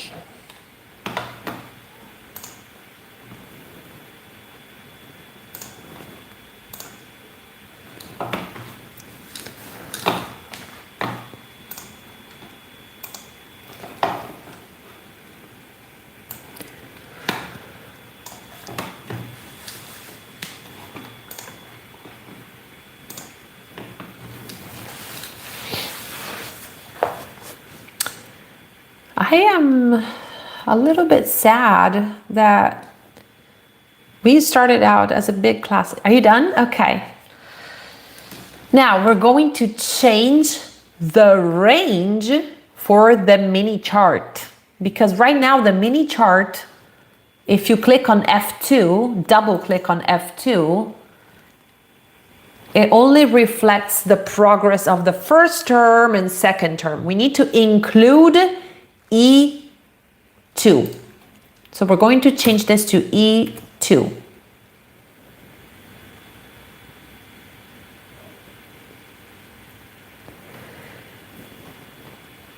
Once you have changed it,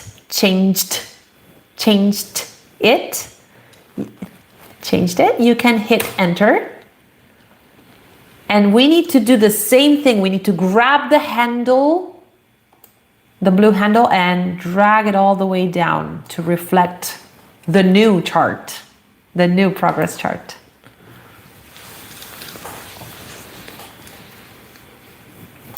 Did it work? Is it working?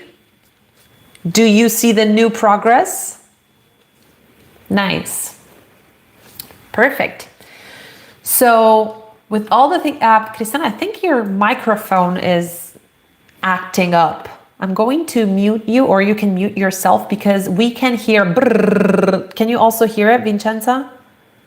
Can we hear? I think it's your microphone, Christiana. It's going brrrr. It's staticky. So yes, it's built in. I know sometimes built-in microphones do that. Try muting yourself.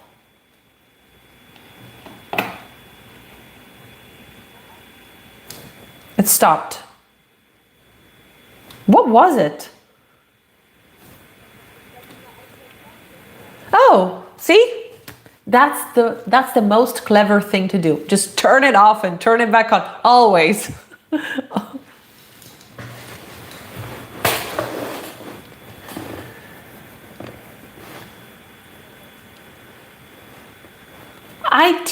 IT.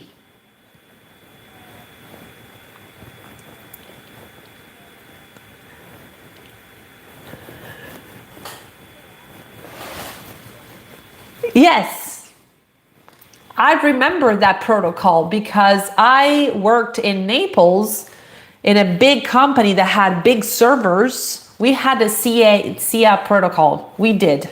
I worked in Naples for 3 years, and the CIA protocol was the best one. Except for when we had rats munching on the cables. Yeah, that was bad. The protocol didn't fix that problem. Okay, so let's go back to our sheet. We only have 8 minutes, but I want to go over a list of some of the things we did. And this time I want you to name one thing that you've learned today. Even if it's something that I have mentioned in the list, I want you to tell me something that you learned today. Vincenza, you start.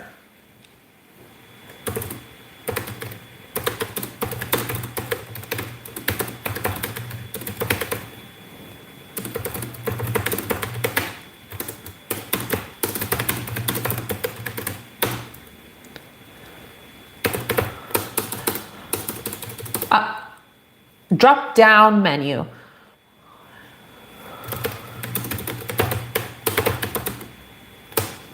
Create, because we actually created it. We didn't just insert the menu, so we have actually created it. We have built it.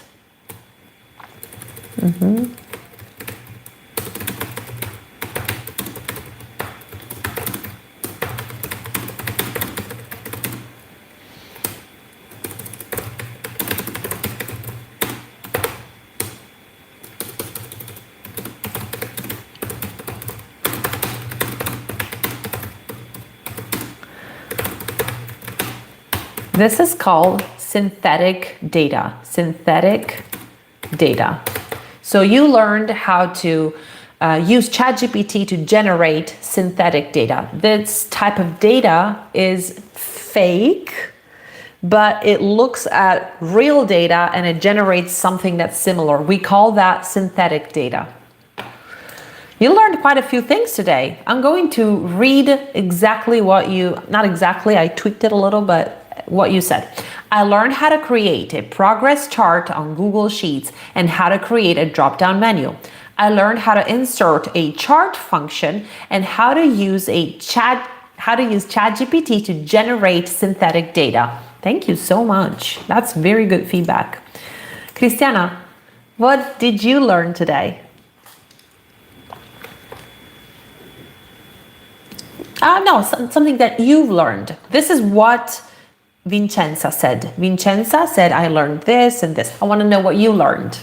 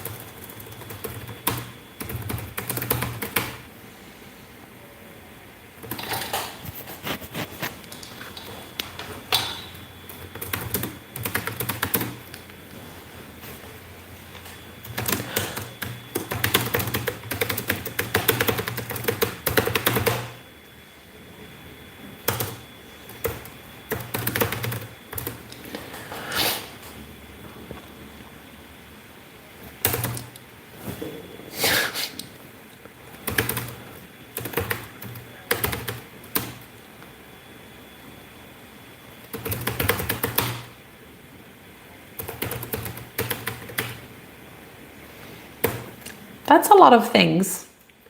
And all of this while running to the bathroom because of and having your kid sitting with you. So again, really, I appreciate your dedication to this. Unbelievable. You're such a strong woman. Do you want to say something else that you've learned?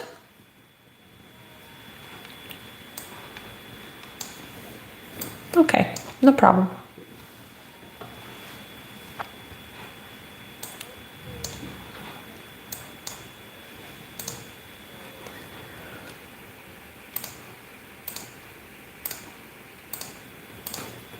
Yes, of course, but you learned them in English, which is different. No problem. Oh, baby. Listen, I just want to show you one thing, you guys. Just one quick thing. This is the next lesson, the makeup lesson, because we missed one lesson. We skipped it. So as Giovanni already told you, it will be on the 11th of November. Okay? Is it the last one? I think it is. Yes. Okay, I appreciate your dedication, your enthusiasm, the fact that you talk a lot. I applaud all of you. Thank you so much. And I hope you get to enjoy your lunch. Cristiana, can you eat, or are you... Can you eat? Okay. Oh yeah, I hope you get to feel better soon. And what's your name, baby? What's your name? I don't remember her name. Yes, you told me last time, but I forgot. I'm sorry. I love that name. Thank you for telling me. So enjoy your lunch. Have a good day. Vincenza, what are you having for lunch?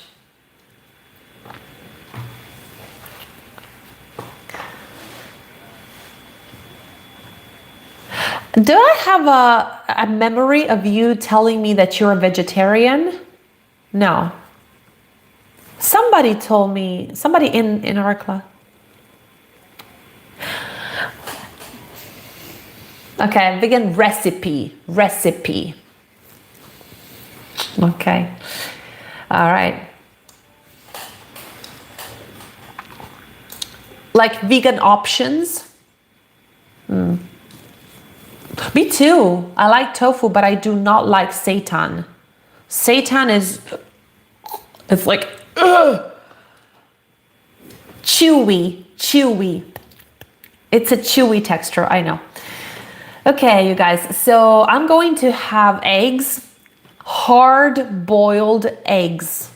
A hard-boiled egg is an egg that you put in water with the shell and you let it boil, and then you peel it. Hard-boiled eggs. You know, when...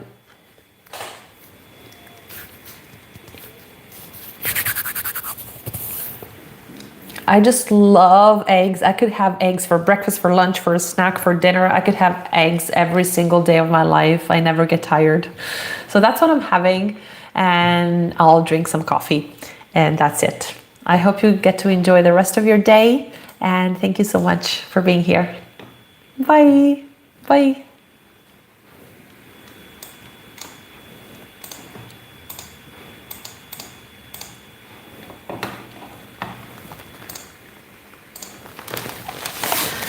Ok, la lezione è terminata, mi avete vista insegnare inglese per il digitale per 2 ore.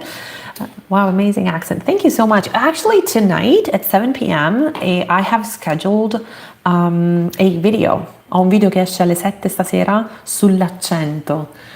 Quindi se ti interessa iscriviti al canale così non ti perdi tutti i miei video in merito a questa cosa. Io sono un insegnante, non vendo corsi, non promuovo corsi, sono un'assunta per lavorare in remoto e mi piace darvi l'opportunità di assistere come uditori. Volevo ringraziare Bradipo che mi ha fatto un dono bellissimo, non me l'aspettavo, non sapevo neanche che si potesse fare in chat. Mi ha donato 5,99 €, grazie Bradipo, grazie a chi ha partecipato. Purtroppo io non posso fornire accesso al corso, questi sono corsi per i quali è un'accademia digitale presso la quale lavoro, ci vogliono dei requisiti, bisogna essere residenti nel Lazio, bisogna essere iscritti a dei percorsi di reinserimento nel mondo del lavoro. Se siete residenti nella Regione Lazio potete contattare l'azienda per la quale lavoro, che si chiama Spillazio, che eroga questi corsi. Io sono dipendente presso Spillazio. Grazie per tutti quelli che sono stati con me, che hanno guardato, spero vi sia stato utile e a presto. Ciao!